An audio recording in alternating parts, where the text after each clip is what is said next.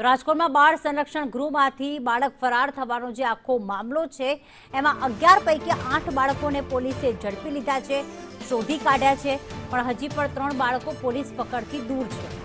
ગૃહમાંથી 11 બાળકો લોખંડની ગ્રીલ તોડીને ભાગ્યા હતા। કાયદાના સંઘર્ષમાં આવેલા બાળકો ત્યાંથી ફરાર થયા છે। 3 બાળકોને શોધવા પોલીસે કવાયત શરૂ કરી છે।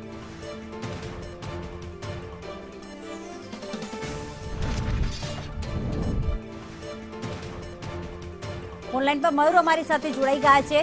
મયુર, 11 બાળકો કયા કારણોસર અહીંથી ભાગી છૂટ્યા હતા અને જે 3 બાળકો હજી પણ ગુમ છે તેમની શોધખોળ પોલીસ અત્યારે કઈ જગ્યાએ કરી રહી છે, શું વિગતો સામે આવી? પ્રીતિ, કાયદાના સંઘર્ષમાં આવેલા 54 જેટલા બાળકો છે બાળ સંરક્ષણ ગૃહની અંદર રાખવામાં આવ્યા હતા। આ પૈકીના 11 બાળકો છે લોખંડની ગ્રીલ તોડીને ભાગ્યા હતા।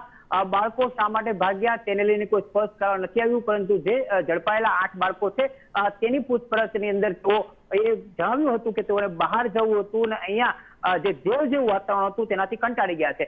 પરંતુ પ્રીતિ, મહત્વની બાબત એ છે કે બાળ સંરક્ષણ ગૃહ છે તેની અંદર કાયદાના સંઘર્ષમાં આવેલા બાળકો છે તેને રાખવામાં આવે છે, તેમનો સુધાર કરવામાં આવે છે।